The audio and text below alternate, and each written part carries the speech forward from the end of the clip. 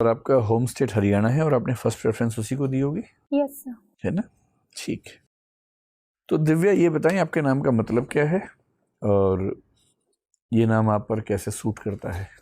Sir मेरे नाम का मतलब है डिवाइन लस्टर और ब्रिलियंस। और सर मुझे ऐसा लगता है कि मैंने अपनी स्कूलिंग में और उसके बाद अपने कॉलेज में और अपने जो भी प्रयास है अपने लक्ष्यों को प्राप्त करने में ब्रिलियंस को हासिल करने की कोशिश की है। आप जो हिंदी साहित्य पढ़ती हैं उसके पाठ्यक्रम में भी एक उपन्यास है, उसका नाम भी दिव्या ही है। Yes sir. और उस उपन्यास में वो जो दिव्या है और जो उसका मित्र मारिश है वो बार बार कहते हैं कि स्त्री का धर्म निर्वाण नहीं सृष्टि है। क्या मतलब है इस बात का और क्या आप इस बात से सहमत हैं आज के ज़माने में? सर मारिस का इससे मतलब है कि नारी को प्रकृति ने जो सर कर्तव्य दिया है सृष्टि को आगे बढ़ाने में उसको वहीं अपना के चलना चाहिए। और सर जो निर्वाण का मार्ग है वो नारी के लिए श्रेष्ठ नहीं है। ठीक है। और सर मुझे भी पर्सनली ऐसा ही लगता है कि सर लेकिन जेंडर इक्वलिटी के साथ सर। जैसे हमारे देश में 2 महिला राजनेता इस समय ऐसी मैं सोच पा रहा हूँ जो बहुत योग्य हैं, उन्होंने बहुत महान काम किया पर विवाह नहीं किया, परिवार को आगे नहीं बढ़ाया। ममता जी हैं, मायावती जी हैं।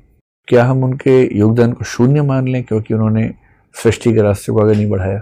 नहीं सर ऐसा तो नहीं है सर, हर महिला की अपनी ये पर्सनल चॉइस है। और सर राजनीति के क्षेत्र में उन्होंने इतना अच्छा किया है तो हम सिर्फ सृष्टि को आगे ले जाने के बेस पे कहीं किसी महिला का मूल्यांकन नहीं कर सकते। ठीक है। अब आप ये बताएं कि हरियाणा में आजकल बहुत सारे जो विवाद चल रहे हैं उनमें से एक विवाद तो चंडीगढ़ को लेकर है। सर।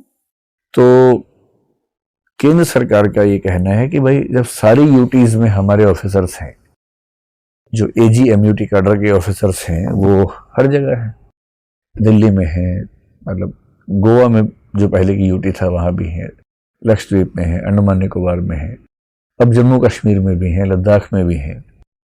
तो चंडीगढ़ को अलग से लाट साहब बनने का क्या मतलब है कि उस यूटी में ऑफिसर्स हरियाणा पंजाब कैडर के होंगे? क्यों होंगे? तो केंद्रीय गृह मंत्री कह रहे हैं कि अब से हम चंडीगढ़ में भी AG-MUT कैडर के ऑफिसर नियुक्त करेंगे।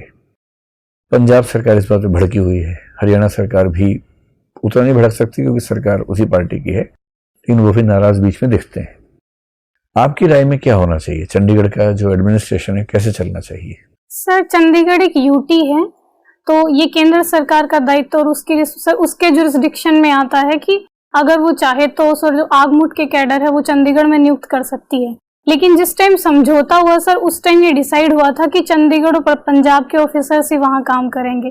तो अभी अगर सेंट्रल गवर्नमेंट ये चाहती है कि वहाँ पे आगमुट कैडर के ऑफिसर्स जाएं तो सर ऐसा फैसला लेने में कोई मुझे बुराई नहीं लगती। हाँ, लेकिन आपको नहीं लगता कि फेडरलिज्म का सम्मान करते हुए इसमें राज्यों से भी संवाद होना चाहिए, एक तरफा फैसला नहीं होना चाहिए? हाँ सर, एक तरफ फैसला नहीं होना चाहिए। इसमें सर हरियाणा और पंजाब के राज्यों की भी सहमति ली जा सकती है। क्योंकि एक बार इनसे सहमति लिए बिना 3 बिल पास किए थे, फिर क्या हुआ था आपने देखा ही है 2 साल में। तो संवाद की प्रक्रिया रहे तो बेहतर ही होगा, है ना? ठीक है सर। आप